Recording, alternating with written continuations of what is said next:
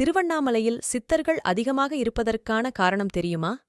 காசியில் இறந்தால் முக்தி, திருவாரூரில் பிறந்தால் முக்தி, சிதம்பரத்தை தரிசித்தால் முக்தி.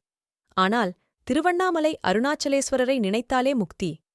பஞ்சபூதத்தில் இது அக்னிஸ்தலம், அர்த்தநாரீஸ்வரர் கோலம் கொண்ட தலம், கார்த்திகை தீபத்திற்கு மூலஸ்தலம், சிவபெருமானே மலையாக காட்சியளிக்கும் தலம், பிரம்மா விஷ்ணு ஆணவம் அழிந்த ஸ்தலம், சித்தர்களின் புனித ஸ்தலம். அதுவே திருவண்ணாமலை அருணாச்சலேஸ்வரர் திருத்தலம். எத்தனையோ சிவஸ்தலம் இருப்பினும் சித்தர்கள் ஏன் திருவண்ணாமலையை தவம் செய்யவும் ஜீவசமாதி அடையவும் தேர்ந்தெடுக்கிறார்கள்? திருவண்ணாமலை என்ற பெயரைக் கேட்டதுமே ஒரு ஆன்மீக ஈர்ப்பு ஏற்படும். இது ஆன்மீக பூமியாக இருப்பது மட்டுமில்லாமல் சித்தர்கள் பூமியாகவும் இருந்து வருகிறது. இந்த மலை எப்போது தோன்றியது என்று யாருக்குமே தெரியாது. பிரபஞ்சம் தோன்றியதில் இருந்தே இந்த மலை இருப்பதாகவும், இந்த மலை ஒவ்வொரு யுகத்திலும் ஒவ்வொரு விதமாக காட்சி தருவதாகவும் சொல்லப்படுகிறது. கிருத யுகத்தில் அக்னிமலையாகவும், திரேதா யுகத்தில் மாணிக்க மலையாகவும், துவாபர யுகத்தில் தாமிரமலையாகவும், இக்கலியுகத்தில் கல்மலையாகவும் திகழ்கிறது.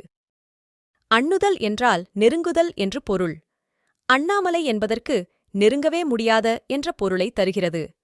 பிரம்மாவாலும் விஷ்ணுவாலும் சிவனின் அடியையும் முடியையும் நெருங்கவே முடியாததால் அண்ணாமலை என்ற பெயர் பெற்றது.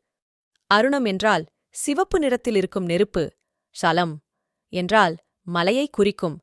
சிவபெருமான் சிவப்பு நிறத்தில் எரியும் நெருப்பு மலையாக இருப்பதால் சிவபெருமானுக்கு அருணாச்சலேஸ்வரர் என்ற பெயர் வந்தது. இந்த மலைக்கு காந்த சக்தி இருப்பதாக புவியியல் ஆராய்ச்சியாளர்கள் ஆராய்ந்து கூறியுள்ளனர். அதனால் இந்த மலை காந்தமலை என்றும் அழைக்கப்படுகிறது. இந்த மலையில் ஏராளமான சித்தர்களின் ஜீவசமாதி அமைந்துள்ளன. இறைவன் எங்கே குடியிருக்கிறாரோ அங்கேதான் சித்தர்களும் இருப்பார்கள். சித்தர்களுக்கு எல்லாம் தலையாய சித்தர் அந்த சிவபெருமானே. அதனால்தான் காலகாலமாக சிவபெருமானுக்கு நாம் பெரிதும் போற்றும் 18 சித்தர்களும், அவர்களுக்கு பக்கபலமாக 188 சித்தர்களும் அரூபமாக இன்றும் இருக்கிறார்கள். இதுதான் சித்தர்கள் திருவண்ணாமலையில் இருப்பதற்கான ஆன்மீகக் காரணமாகும்.